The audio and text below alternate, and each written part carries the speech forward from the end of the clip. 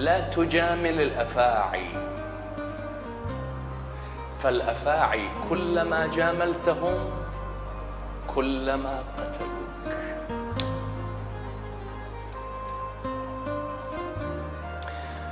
الأفعى يقول المنطق لا تتعامل معها إلا بالقوة، فلا يردعها إلا القوة.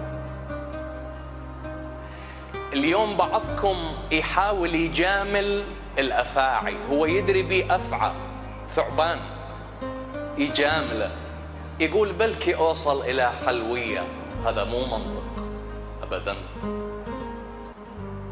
الأفعى لا ينتهي شرها إلا بقطع رأسها، صير صارم، صير حدي.